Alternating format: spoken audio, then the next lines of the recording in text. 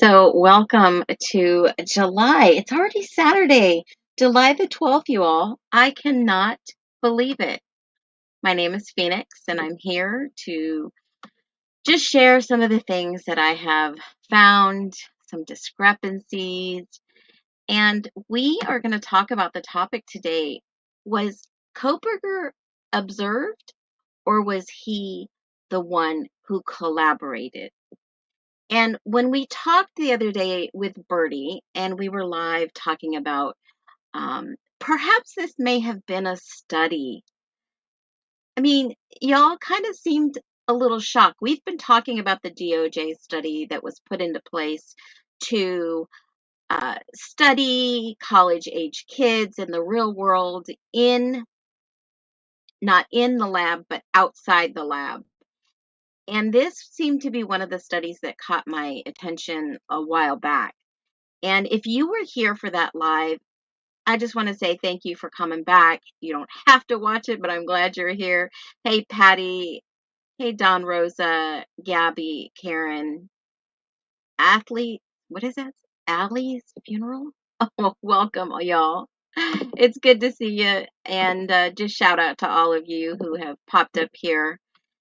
You know, I like the way Bertie starts his lives. He just says, hey, tell me where you're tuning in from, where you're watching from, where you are. Don't give away all your secret details, but, you know, just shout out, hola. Hi, Danielson. Hey, Janie. Monique, welcome in. So I wanted to expound a little bit on my theory, and this is just theory-based. It is factual, yet there's still a lot of theory behind this due to the fact that there is so much other information happening at the same time that we're looking at something else. So don't be distracted from what you're seeing watching other creators. Everyone has a little piece of the puzzle. Boy, I cannot get it out today.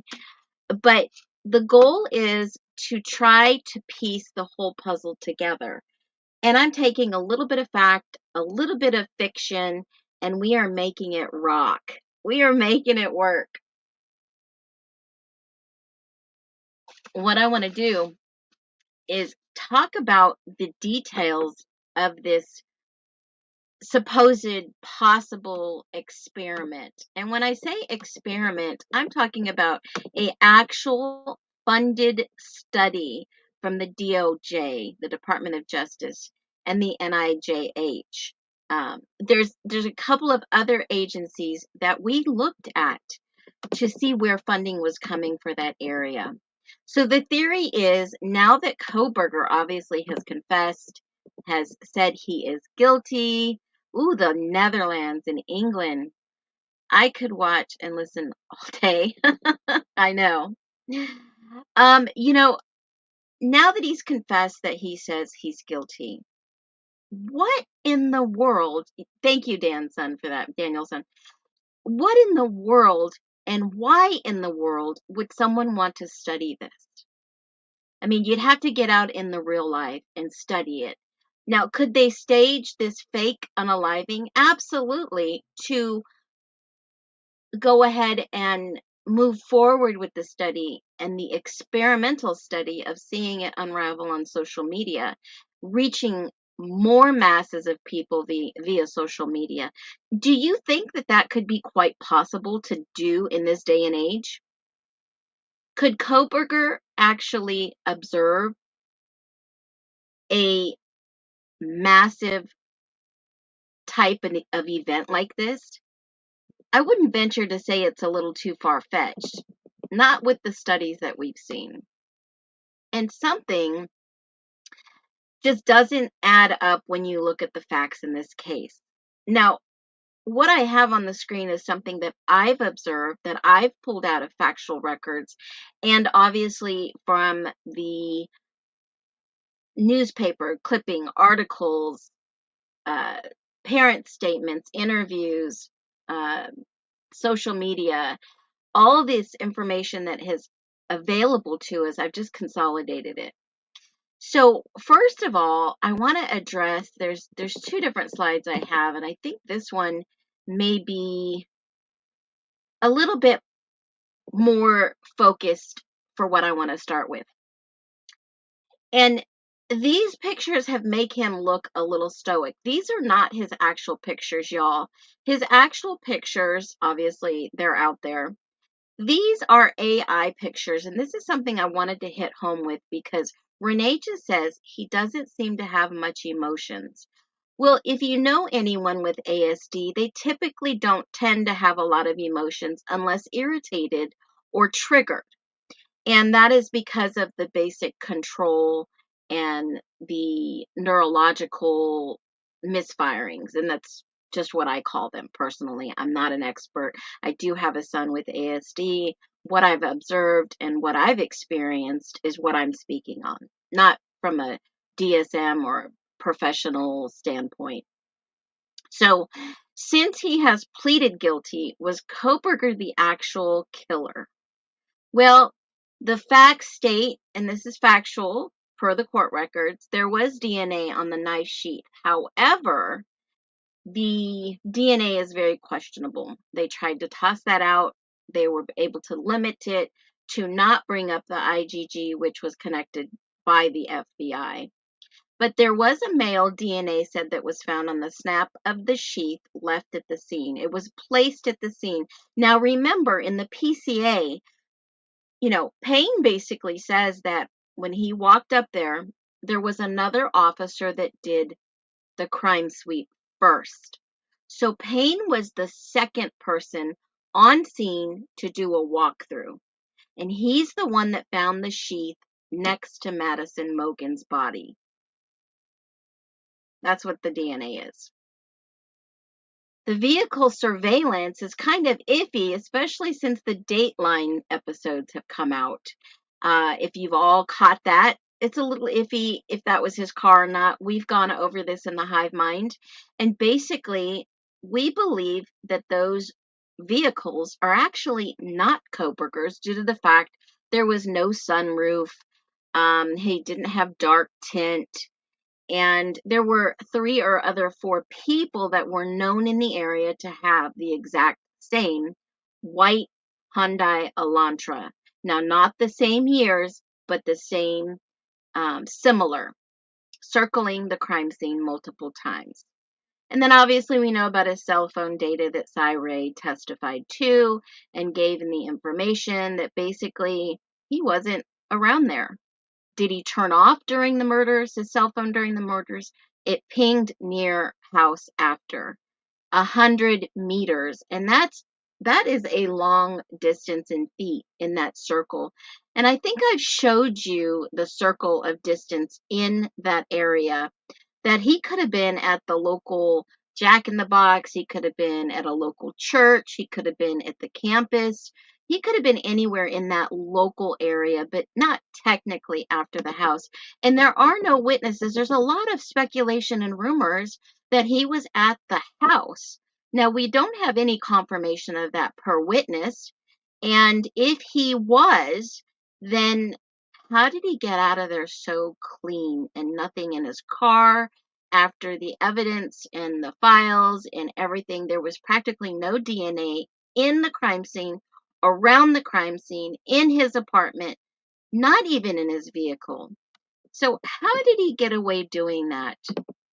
Well, if you go back to Koberger observed or maybe even collaborated, you may see some similarities. So the theory is, was he the killer?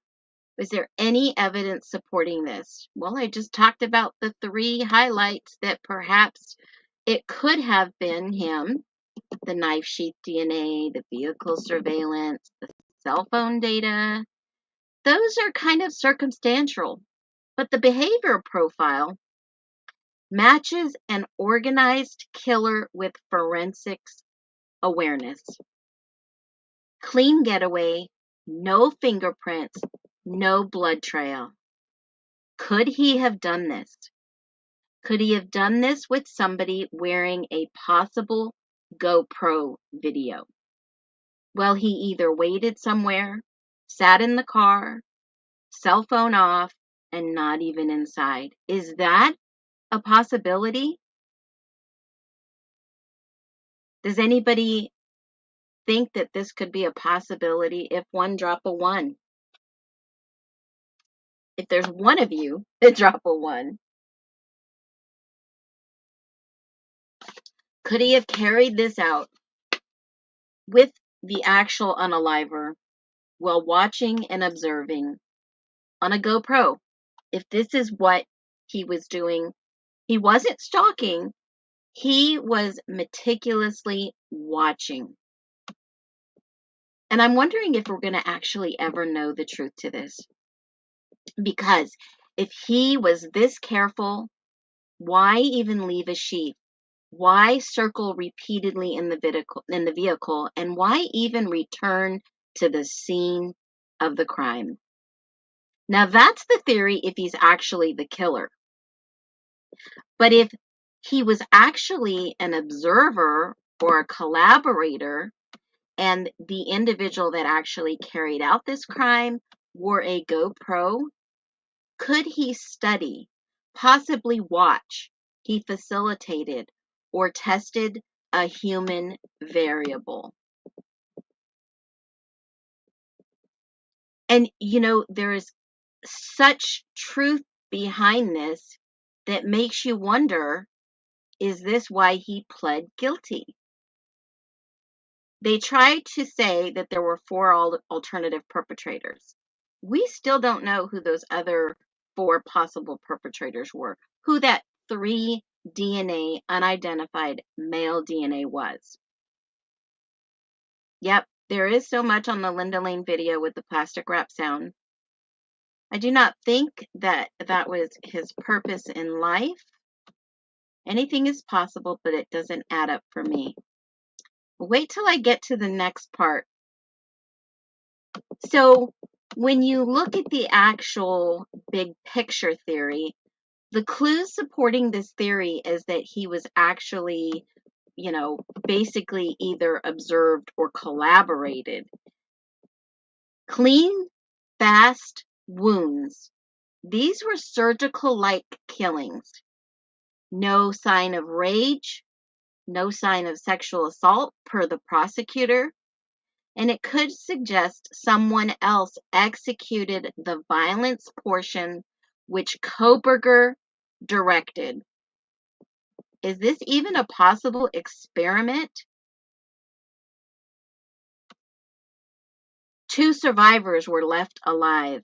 Dylan and Bethany were not harmed. Was a possible experiment to test trauma or observe post-crime behavior? Yeah, sounds like Brian may have had a little bit of guilt because he pled guilty, but a lot of people don't understand there was a bigger picture going on. Bigger, much bigger picture. And forget about all the little leakage in photos. That's part of this whole psyop, this whole experiment. Let's dig a little deeper. Koberger's phone pinged near the house at 9 a.m. the next morning. Did he really return to the scene? Was he checking the results of the crime?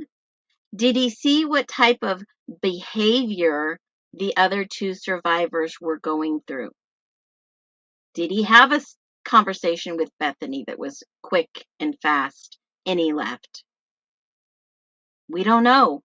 We'll never know unless they unseal those documents or somebody speaks. There's a lot of people that are silent in this case. Could the return of the scene suggest data collection or just observing a response? Oh, and then we'll go. I have a little interesting little side note. We will definitely talk about this psychological experiment. Why were the witness deliberately spared? Who's the one that said, "It's okay, I'm here to help"?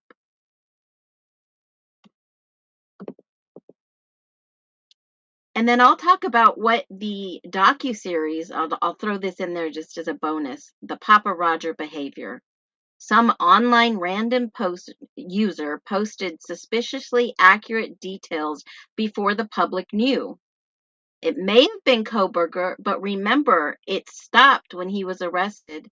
It may have been him testing the public and police reaction responses. It may have been him. And typically, when they arrest someone, we've seen this happen before, their socials all disappear because they have eliminated them, social platforms, usernames, accounts. They've taken them down to go and sift through them. Leaving DM alive and Bethany alive doesn't make sense, but it fits into this if it was a psychological experiment gone wrong. Witnesses deliberately spared, survivors exist. Now, remember in this, there was no blood found, no public confirmation of blood found in his apartment or car, and it could indicate he didn't physically commit the act. He doesn't commit the act. But this hybrid criminal study with accomplice fits perfectly. Koberger may have influenced, manipulated, he may have orchestrated to carry out the crime. If he influenced or manipulated in any way, he would actually be held guilty as an accomplice. It fits his criminology background and his desire to observe, guys. And that leads me to think that either Koberger is the killer by proxy, an observer, a manipulator. I don't think he was both. I don't think that he honestly could have committed these crimes so fast and swift. And the reason being is in order to a K-bar knife, you have to be skilled. Even though there is no evidence of a second person yet, there's gaps in behavior suggest something deeper and darker is at play. He's connected, but possibly, and you guys are going to be like, oh my God, I've heard of this. A shadow figure in a psychological experiment turned deadly. Is that even possible? Because let me show you this clip so that you understand where I'm coming from. Based on individuals that have shared their experience, we have seen them talk. I shared this the other night. And let's just play it so you see it.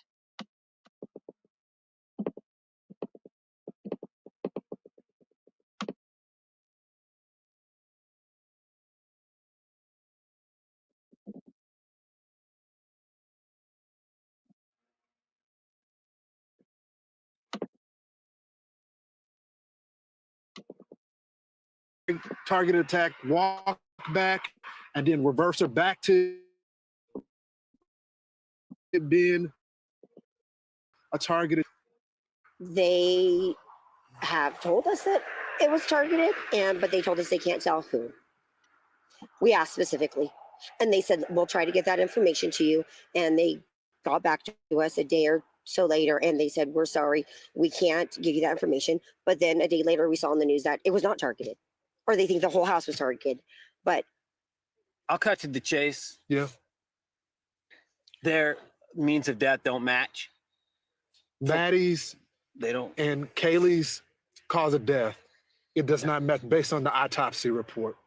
They don't match. yeah. Would indicate that one of them. He doesn't have may to go have up been the a target. steps. Let's stop playing games, guys. I need somebody to step up and be. So there you heard it. They don't match. Wounds were precise. They knew where to injure. Absolutely. Absolutely. which makes me go back to this surgical style killings. If you understand about what that term is, those wounds suggest military, clean, fast cuts, a highly skilled offender, someone who is very quick, sharp, knows exactly what to do, knows where to target. Bing, bang, bam. Now, there is some discrepancy with the docuseries, and I'm going to make a long form YouTube on that. I did a little quick poll over on TikTok, and a lot of you wanted long form YouTube style, which I will. There is just so much to unpack in those docuseries that don't align with the stories or the actual factual documents, because we're so limited on information from the factual court documents. We are left to speculate. And that is why this case has gone so mad and crazy. But was this part of a study? Was Koberger the one being studied, or was he the one being studied? How many of you have seen the Chat GPT Spirit box function that I did with Kaylee, Maddie, Ethan, and Xana? Has anybody seen that?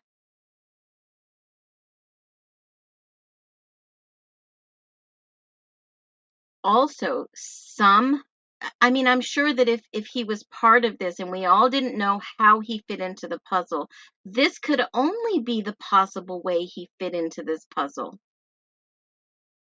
Someone was sent in to carry out this awful, horrible deed. And he waited and he watched. If they had a GoPro on, was recording it, some type of little device that was recording it.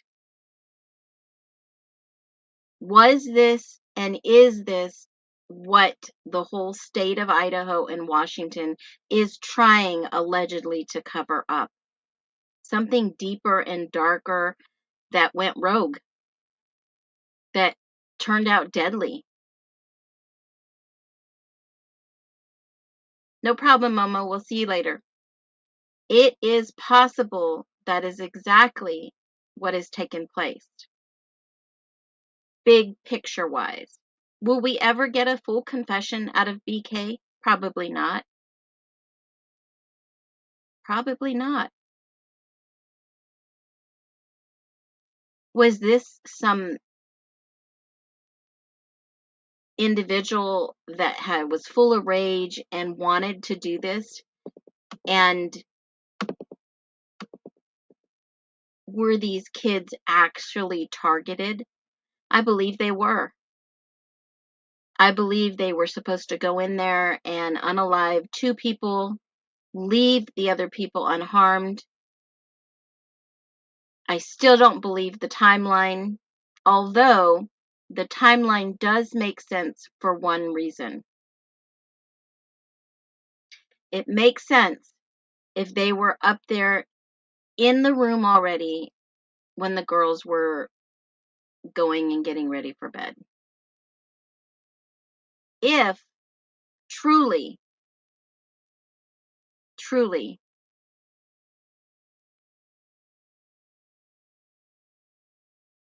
but I don't think that was the case. We always wondered what time Ethan and Xana came home, because the court documents didn't say what time they came home. It said clearly that Xana and Ethan were not home when all the other roommates were home. But their patterns of behavior is something I was interested in. And most of the people had said that they would go out on a Friday night and they would stay out late and they would come home early morning between 3:30 and 4, and Xana would order DoorDash. It was well known that sometimes she would order DoorDash.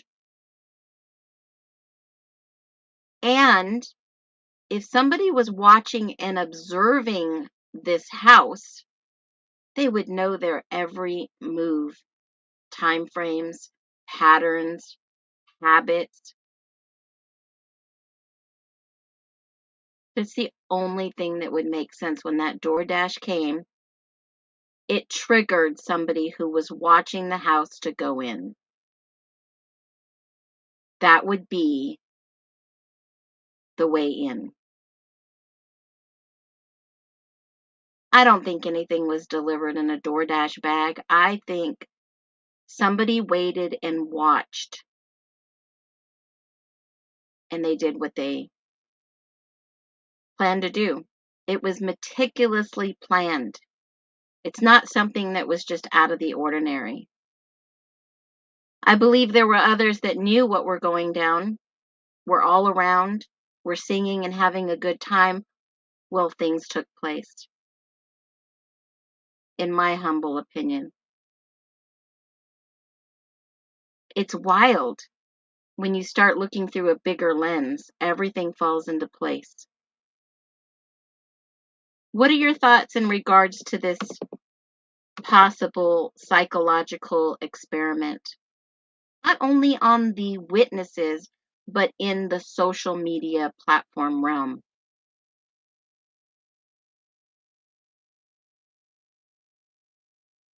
Absolutely. It could have been. But if it was for Xana, food was dropped off. The experts were going to come in on the stand and testify there was some type of cleanup done. Absolutely. You can see that by the new docuseries. They don't discuss any of that. They don't discuss what the experts were going to come by and do. There were people already at the scene. I don't think we were the psychological experiment. You know what I find interesting? This happens in a small town, Moscow, Idaho, and I'm going to show you exactly what, hold on one second. Let me remove this. I want to show you something.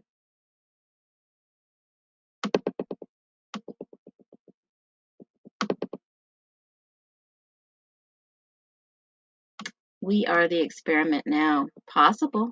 Absolutely possible. So I was curious to see what in the world is Moscow all about after the unalivings. And hopefully you guys can see this document. Let me make sure it's in here. Okay. So let me move this. Can I make this bigger? Yes. There. I want to show you a little bit about what I found interesting about Moscow, Idaho. They have on their website the Moscow Police Department.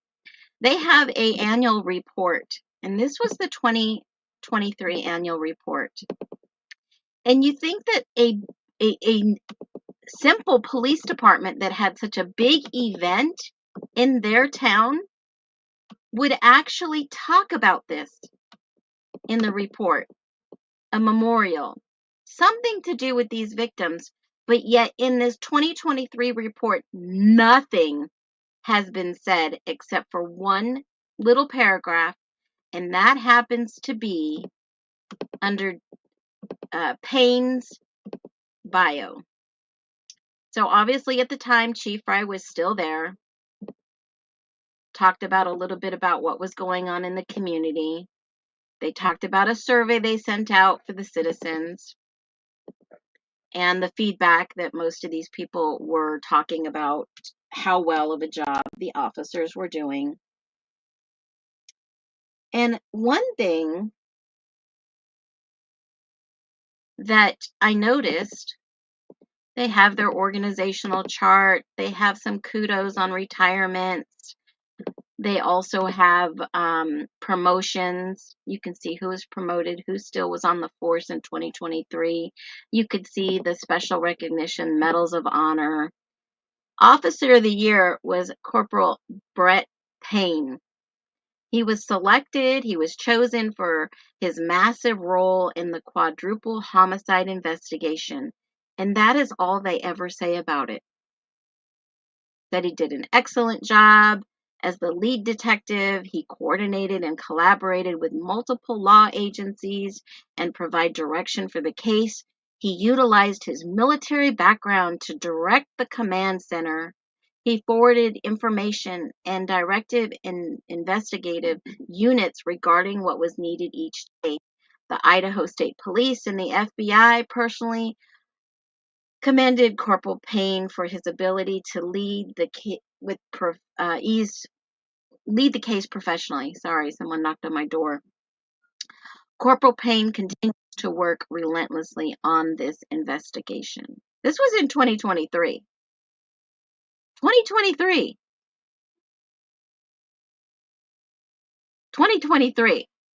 This usually comes out at the end. Didn't they already have Koberger in custody, guys? This is at the end of 2023. Didn't they arrest him early 2023?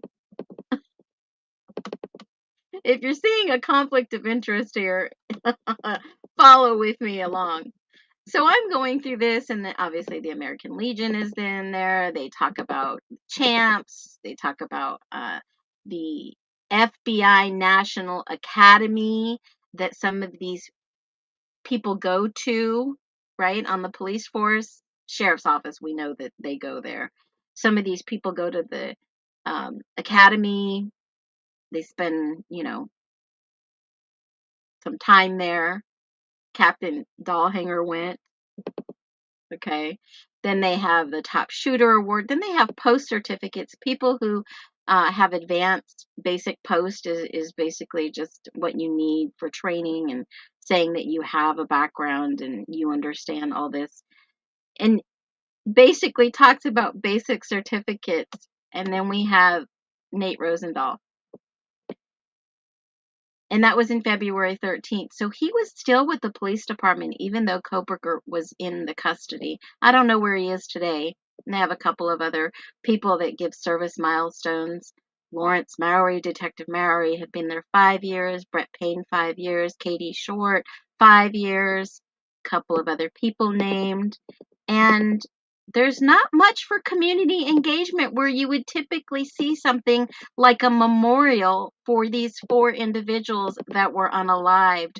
They talk about a night out, they talk about bicycle and ice cream socials and child safety seats for the community and shop with a cop, which most police departments do, and that was in December.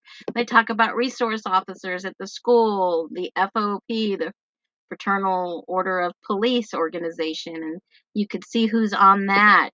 And then they go into other community partnerships, right? The Latah County Drug Court.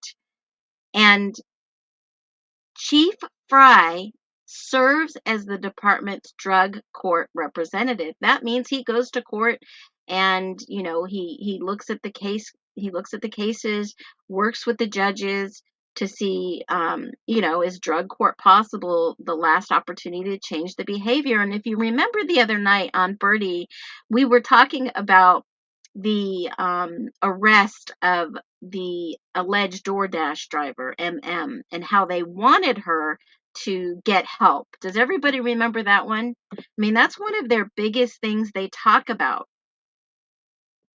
They really do, and they push that. They really want these guys in their communities to get clean because it brings less crime. Then they talked about the Latah County Mental Health Court. There is a mental health court for many people. There is a veterans court too, if anyone doesn't know that. They talk about the pact anti-crime, and then they get into the drug seizures for the area for 2023. And this is where I was like, whoa, wow, guys, look at this. The dramatic decrease of meth on the streets in Moscow. 2022, 596 grams they seized. But yet, in 2023, only 137 grams.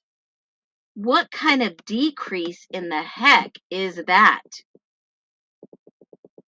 What is that in relation to, guys? The takedown of the C gang in that area.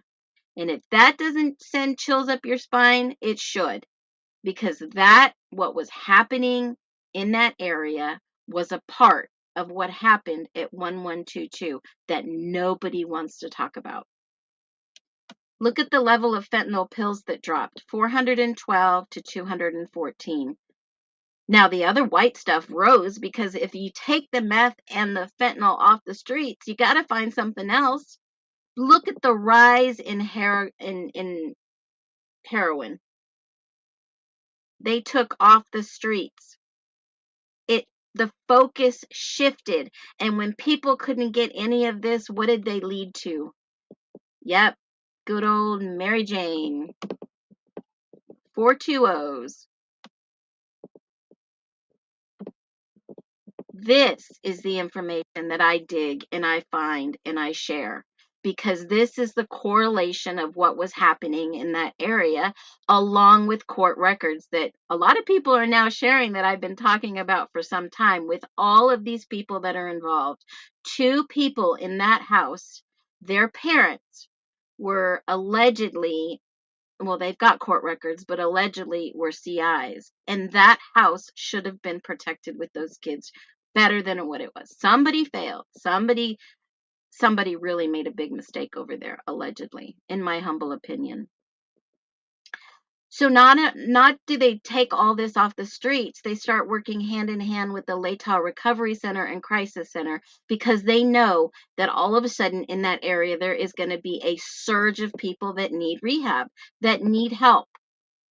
Then they go on and they talk about Quad Cities Task Force right here, which everyone denies. It's right here in their own annual MPD 2023 annual report.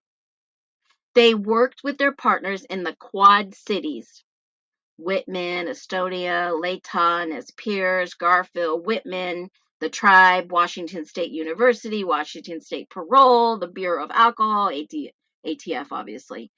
And how many cases did they work? How many arrests?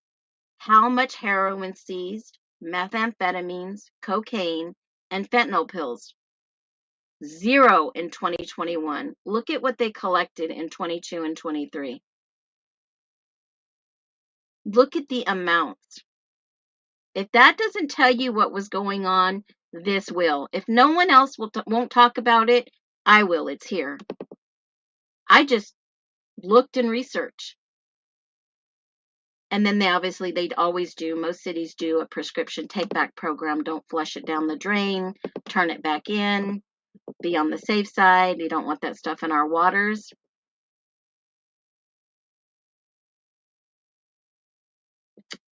How in the world were they recruiting CIs to do like security, recruiting these people, these individuals that were street smart, to give them information, not only information, but kind of keep the peace in the area among these entities that were working? I don't know. It's a thought to just dig a little deeper. And that is what you see from the Moscow Police Department. How many incidents they had overall, business checks, warrants, agency assist, thefts, traffic offenses, burglaries. You see it all. See the patrol officers that they've hired on, who's walking the streets, who's doing the field officer training, the canine program, cadet program, up and coming officers, bike program. You can go and see it all. You can actually go look at the statistics and do a spreadsheet from year over year over year. They mentioned some officers in here, right? The detective unit. They added Corporal Payne in there, Vargas, Murray, Fox. And due to staffing issues, we were unable to fill the second general detective position, which was left vacant. I mean, they'll tell you everything that's going on in their city, basically. They'll tell you who the records unit are, the licensing, the secretary, the parking enforcement. You can go and meet everybody right here in this annual report. But I wanted to show you all these pictures of the community and not one in regards to the Idaho 4. 47-page document, only mentioned once in 2023, and that was it. You got the Girl Scout cookies, you got everything else. Nothing else was mentioned in regards to the Idaho 4 event. That's it. And if that doesn't shock you, I don't know what would. Why are the locals not talking about this? Why?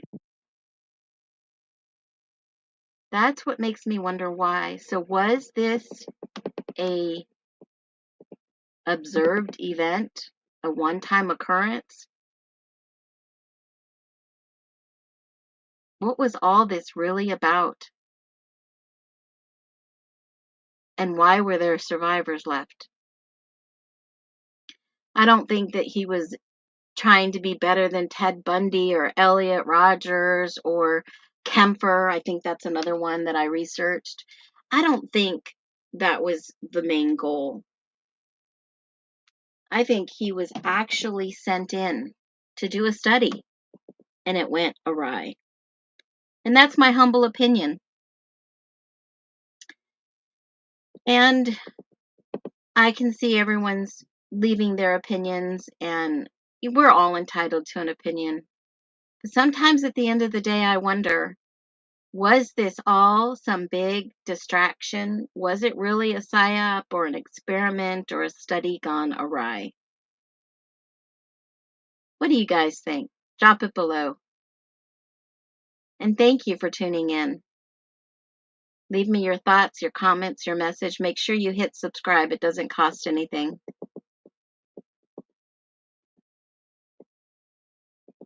And I really don't think M.W. Jones, I don't think she came back for just some party.